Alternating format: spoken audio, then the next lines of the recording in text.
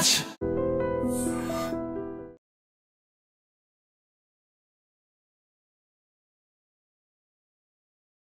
Namaste, welcome to iDream Weekend Update with Kavita.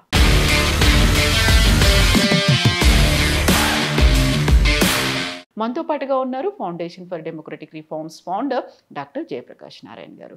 Sir నమస్తే. Sir నమస్తే కవిత. Sir ఇప్పుడు America గురించి మనం మాట్లాడుకుంటే అమెరికా మనకి టారిఫ్లు విధిస్తోంది, దాంతోపాటుగా కొంచెం కట్టడి చేయాలనేటువంటి ప్రయత్నం జరిగింది. బట్ మనమేమో కొంచెం కేర్ నాట్ అన్నట్టున్నాము, లేకపోతే ఇది కాకపోతే ప్రత్యామ్నాయాలు ఏవో ఉన్నాయని చూసుకున్నాము. రష్యాతో చైనాతో సంబంధాన్ని డెవలప్ చేసుకుంటున్నప్పుడు ఇప్పుడు ఎందుకని డొనాల్డ్ ట్రంప్ యూరోపియన్ యూనియన్ మీద ఒత్తిడి ఎందుకు తెస్తున్నారు? చైనాతో కలవకుండా ఉండాలి అనేటువంటి ప్రయత్నాలు ఎందుకు జరుగుతున్నాయి సార్? అంటే మూడు విషయాలు ఉన్నాయి దీనిలో. డొనాల్డ్ ట్రంప్కి స్వేచ్ఛా వాణిజ్యం అంటే నమ్మకం లేదు. మనం ఏమన్నా ఎవరిదైనా వస్తువు కొనుక్కుంటే అమ్మినవాడు దోపిడీ చేస్తున్నాడన్న భాష వాడుతున్నాడు. అనేది ఆధునిక ప్రపంచంలో ఊహించని భాష. ఇప్పుడు మార్కెట్లో పోయి మీరు ఏదైనా కొన్నారు, మీరు ఇష్టపడి కొన్నారు, కానీ బలవంతంగా తుపాకీ పెట్టి మిమ్మల్ని ఎవరో కొనిపించాలి. ధర నచ్చితే, వస్తువు మీకు అవసరమైతే, మన్నిక బాగుంటే మిగతా వాటితో పోల్చుకుని కొట్టున్నాం. మనం అందరం అదే చేస్తున్నాం కదా. అమ్మినవాడు ద్రోహి, అమ్మినవాడు దోచుకున్నాడని చెప్పిన భాష చాలా ప్రమాదకరమైన భాష. కానీ ఎందుకో ఆయన రకమైన మర్కెంటలిజంకి వెళ్ళిపోయాడు. రెండోది, నిజంగానే అమెరికాకు కానీ లేకపోతే యూరోప్కి కానీ ఈ యుక్రెయిన్ యుద్ధంలో రష్యా కనుక గెలిచినట్టయితే, రెండో ప్రపంచ యుద్ధం తర్వాత ఒక దేశం మరొక దేశం మీద భూమిని ఆక్రమించుకోవటం కోసం దాడి చేసి ఆ భూమిని ఆక్రమించుకోవటం మొట్టమొదటిసారికి జరిగేది. అంతకుముందు సదాం హుస్సేన్ ఇరాక్ నుంచి కువైట్ మీద దాడి చేసి కువైట్ని ఆక్రమించాడు. ప్రపంచమంతా ఏకమై ఆయన దింపేసిన తర్వాత ఆయన ప్రాణం కూడా పోయింది. చరిత్రలో జరగల. భారతదేశం బంగ్లాదేశ్ విముక్తి కోసం మన సైనికులు ప్రాణాలు అర్పించి పోరాడారు, కానీ ఆక్రమించుకోవటం కోసం కాదు. అక్కడ ప్రజలు ఉచకోతకు గురవుతుంటే దారుణంగాను, ఆ ప్రజలు స్వతంత్రాన్ని కోరుకుంటే అక్కడి నుంచి శరణార్థులు దాదాపు 1 కోటి మంది భారతదేశానికి వచ్చి మనకి చాలా ఇబ్బంది అవుతుంటే ఉభయ దేశానికి గత్యంతరం లేక పాకిస్తాన్ దాడి దిగినప్పుడు మనం బంగ్లాదేశ్ని ముక్తి చేయాల్సి వచ్చింది. అంతేగాని ఆక్రమించుకోవడం కోసం చేయాలి. లేకపోతే భారతదేశం తలుచుకుంటే శ్రీలంకను ఆక్రమించుకోలేదా, బంగ్లాదేశ్ని ఆక్రమించుకోలేదా, నేపాల్ని ఆక్రమించుకోలేదా, చైనా తలుచుకుంటే చాలా దేశాలను ఆక్రమించుకోలేదా? అప్పుడు అక్కడ జరగల. కానీ రష్యా ఈవేళ ఒక పెద్ద దేశం, 6 లక్షల చదరపు కిలోమీటర్ల దేశం. అది రష్యాతో పోలిస్తే విస్తీర్ణం తక్కువే, కానీ యూరోప్ మిగతా దేశాలతో పోలిస్తే చాలా పెద్ద విస్తీర్ణం ఉన్న దేశం. ఇది నాది, అసలు నీకు హక్కు లేదని చెప్పిన పరిస్థితి వస్తే యూరోప్ చాలా భయంగా ఉంది. కాబట్టి మనం దాన్ని కూడా గమనించాలి. దానికి వాళ్ళు చేస్తున్న పద్ధతి సరైందా, దాని మీద పెట్రోలు డీజిల్ మీద లేకపోతే ఈ ముడి చమురు మీద ఆంక్షలు విధించాలా, ఏ రకంగా చేయాలి, ఏకపక్షంగా మనందరిని ఇబ్బంది పెట్టవచ్చా, అది వేరే విషయం. కానీ ఒక సమస్య ఉన్నది. కాబట్టి మనం పట్టుబడి ప్రదర్శించాలి. అమెరికా ప్రదర్శించాలి, యూరోప్ ప్రదర్శించాలి, మనం ప్రదర్శించాలి. మూడవది, దీర్ఘకాలంలో ఇది తాత్కాలికమైన సమస్య. రష్యా యుక్రెయిన్ మీద దాడి దీర్ఘకాల సమస్య కాకపోవచ్చు. దీర్ఘకాలంలో చైనా అమెరికాకి పాశ్చాత్య దేశాలకి దిట్టుగా దాదాపు ఎదిగింది. ఇప్పటికే ఇంకా పెరుగుతోంది. ఒకప్పుడు ఏముందులే పెద్ద ఒక ఆసియా ఖండంలో దేశం వాళ్ళు మనతో పోటీ పడాలనుకుంది. వాళ్ళ టెక్నాలజీలో కానీ, విద్యలో కానీ, పేటెంట్లలో కానీ, ఉత్పత్తిలో సరే చెప్పనక్కర్లేదు, నెంబర్ 1 అయిపోయినారు. మ్యానుఫ్యాక్చరింగ్లో కానీ అద్భుతమైన విజయాలు సాధిస్తున్నారు. కాబట్టి వాళ్ళకి ధీటుగా వచ్చి ప్రపంచ నాయకత్వానికి పోటీ పడుతున్నారు. కాబట్టి అక్కడ చైనా వ్యవస్థ వేరు కాబట్టి, నియంతృత్వం కాబట్టి, కమ్యూనిస్ట్ పార్టీ చేతుల్లో ఉంది కాబట్టి, మరి అంతర్జాతీయ సూత్రాలు కొన్ని పాటించకుండా ఉన్నారు.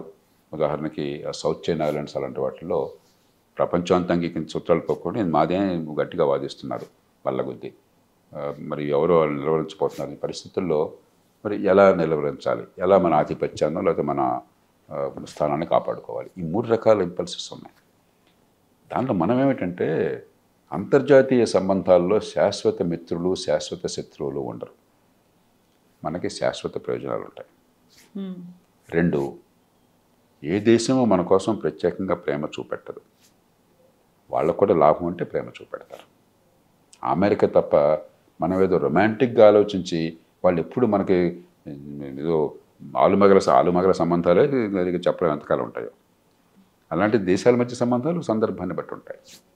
3, మన స్నేహితులను ఎంచుకోవచ్చు కానీ పొరుగు వాళ్ళని ఎంచుకోలేము. పొరుగు వాళ్ళే అలాగే ఉంటారు. శాశ్వతంగా భారత్, చైనా సరిహద్దు దేశాలు, పాకిస్తాన్ పక్కన ఉంది, బంగ్లాదేశ్ ఉంది.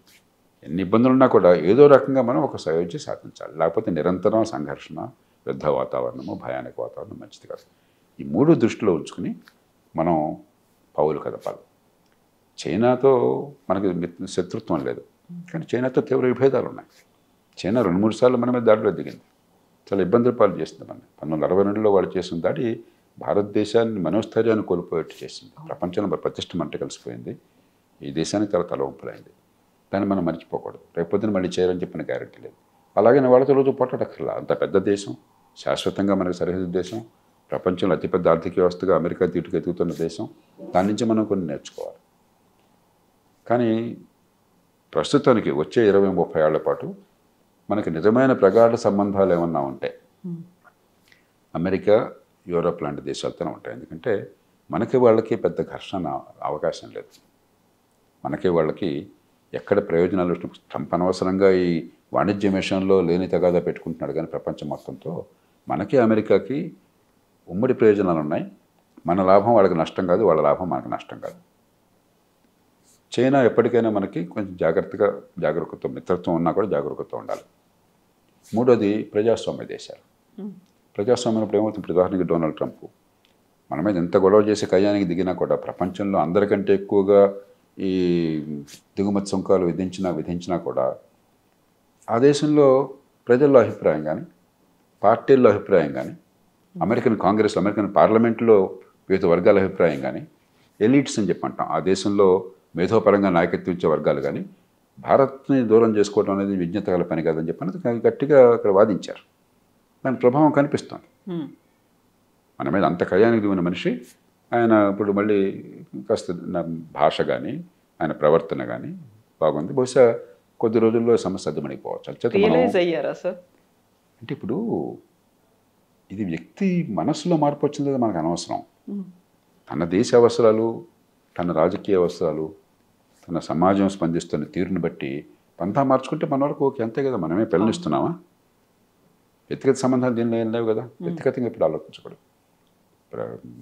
అంతర్జాతీయ రాజకీయాల్లో మనకి వ్యక్తిగత ప్రతిష్ట, వ్యక్తిగతమైనది, ఒక ఈగో, అహంకారం ఇవన్నీ ఉండకూడదు. దేశ ప్రయోజనాలు ఏమన్నా వాళ్ళకి కానీ మనకు కానీ. కాబట్టి మనం కొన్ని చిన్న ఇబ్బందులు వచ్చినాయి, వాటిని మనం బహుశా పరిష్కరించుకునే అవకాశం కనిపిస్తుంది మన కళ్ళ దగ్గర. మంచిదే అది. అంటే ఈ ఉదంతం నుంచి మనం నేర్చుకోవాల్సింది ఏమిటంటే మన అంతర్గత బలమే మనకి శ్రీరామ రక్ష. అందరితో సంబంధాలు బాగా పెట్టుకుందాం, కానీ మనం ఎవరి మీద కూడా ఆధారపడకూడదు పూర్తిగా. 2, మన బలాన్ని మనం పెంచుకోవాలి. మన ఆర్థిక బలం ముఖ్యంగా ప్రధానంగా పెంచుకోవాలి. అదే రాజకీయంగా ఐక్యకంఠంతో దేశంతో లోపలంతా మల్లాగొల్లాలు పడినా కూడా దేశం లోపల ప్రపంచానికి మనం ఒకటే కంఠం, ఒకే వాక్, అది ఉండాలి. ఆ ఐకమత్యం కనిపించాలి. అప్పుడు మన గౌరవిస్తారు. అప్పుడు తొందరపడి మనకి ఇబ్బంది కలిగించే పని చేయరు. సరే, ఇప్పుడు అమెరికా చెప్పిందని యూరోపియన్ యూనియనో లేకుంటే ఇంకో కంట్రీయో వింటుందా? భారతదేశం మీద మీరు ఇలా ఒత్తిడి తెండి, లేకపోతే ఇంత టారిఫ్లు పెంచండి, మేము 50% చేసాం, మీరు 100% చేయండి అంటే? భారత్ మీద కాదు, అది మళ్ళీ మనం కొంచెం అంతా మనం సొంతంగా మనమే చేసుకుంటున్నాం కాదు. రష్యా ఒక పెనుభూతంలాగా యూరోప్కి, అమెరికాకి కనిపిస్తుంది. ముఖ్యంగా యూరోప్ కనిపిస్తుంది. పశ్చిమ యూరోప్ దేశాలు హడిలిపోతున్నాయి ఇప్పుడు.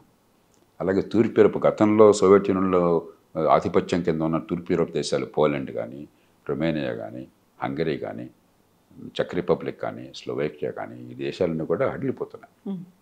రష్యా కనుక ఈ రకంగా ప్రపంచ అభిప్రాయాన్ని కాలదని యుక్రెయిన్ లాంటి దేశాన్ని ఆక్రమించేసుకుంటే ఇష్టం వచ్చినట్టు పొద్దున మన మీద దాడి చేస్తే మనకి గతి ఏంటి? ఎవరు మనకు ఆదుకుంటారని చెప్పిన భయంతో ఉన్నాయి.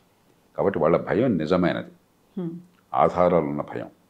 రష్యా చేస్తున్న తీరు పూర్తిగా ఆక్షేపణీయం. ఏ రకంగా చూసినా కూడా దాన్ని మనం క్షమించకూడదు. కాకపోతే మనకెందుకు గొడవ, వాళ్ళ గొడవ మధ్య మనకెందుకని చెప్పి మనం దానిలో తటస్థంగా ఉన్నాం. యుద్ధాల కాలం కాదు, యుద్ధం వద్దని చెప్పి అంటున్నాం తప్ప అంతకుమించి మనం పెద్ద తీసుకోవట్లేదు. ఎందుకంటే మనకు సంబంధించింది కాదు, ఏదో యూరప్ ఖండంలో గొడవలు. మనకెందుకు, మన ప్రయోజనాలు మనం చూసుకుంటున్నాం, అది సహజం. అది కానీ వాళ్ళు చేస్తున్నది సరైందని మన ప్రధానమంత్రి కూడా అనలా, మన దేశం ఏనాడు అనలా. ఆధునిక ప్రపంచంలో ఒక దేశం మీద దురాక్రమణకు దిగి ఏ కవింపు, ఏ కారణం లేకుండా ఆక్రమించేసుకుని ఇది నాదే అని చెప్పని బుకాయించడం అనేది అంతకంటే ప్రమాదకరమైన పరిస్థితి అంతర్జాతీయ సంబంధాల్లో మరొకటి లేదు. ఈ నేపథ్యంలో ఆ దేశాలకు నిజమైన ఆందోళన ఉంది. కాబట్టి రష్యా నిలువరించాలని చెప్పంటే, రష్యా ఏమిటి ఇప్పుడు నియంతృత్వ దేశం కాబట్టి లక్షల మంది సైనికులను కోల్పోయినా కూడా పట్టించుకోరు. అదే ప్రజాస్వామ్య దేశాల్లో స్వేచ్ఛ, మీడియా ఉన్నప్పుడు ఏమవుతుంది? ఒక యుద్ధం జరిగిందనుకోండి, మన సైనికులు కానీ లేకపోతే మన మన జవాన్లు కానీ ఒక 100 మంది ప్రాణాలు కోల్పోయారు అనుకోండి, ఆ 100 మంది శవపేటికలు వస్తుంటే దేశం మొత్తం తీవ్రంగా స్పందిస్తుంది. జన నష్టాన్ని మనం సహించలేం ప్రజాస్వామ్యంలో. అక్కడ ఎంతమంది పోయినా కూడా ఇంకో 1,00,000 మంది పెడతాం, బలవంతంగా తీసుకొస్తాం, పోతే పోతారు. అలా ఉన్నప్పుడు ఓ పెద్ద దేశం చిన్న దేశాన్ని గెలవడం చాలా తేలిక. ఆ పరిస్థితిలో ఉంది యూరప్ ఇప్పుడు. కాబట్టి వాళ్ళ భయం నిజమైంది. అంచేత రష్యాని నిలువరించాలని చెప్పంటే మరి యుక్రెయిన్కి ఏమో సైన్యం లేదు, చాలదు, జనాభా చాలదు, సైన్యం చాలదు. మరి యూరప్ కానీ అమెరికా కానీ వాళ్ళ సైన్యాన్ని పెట్టడానికి సిద్ధంగా లేదు. కొంతమేరకు ఆయుధాలు సరఫరా చేస్తున్నారు కానీ సైన్యాన్ని పెట్టడానికి సిద్ధంగా లేరు. మరి రష్యాని ఎట్లా ఆపాలా? కనీసం వాళ్ళు ఆయిల్, వాళ్ళకున్న ప్రధానమైన వనరు ఆయిల్ని అమ్ముకుంటున్నారు ప్రపంచం మొత్తానికి. ఆయిల్ అమ్మకాన్ని తగ్గిస్తే ముఖ్యంగా చైనా, భారత్,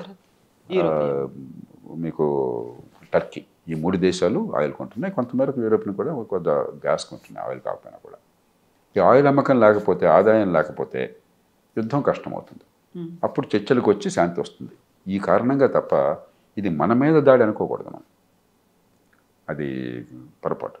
ఇప్పుడు ట్రంప్ గారు ఏమంటాడు, మొదట్లో మన మీద పడింది. ఎందుకంటే మనం ఈ ముగ్గురులో మనమైతే కొంచెం మాట వింటామని అనుకున్నాడు ఆయన.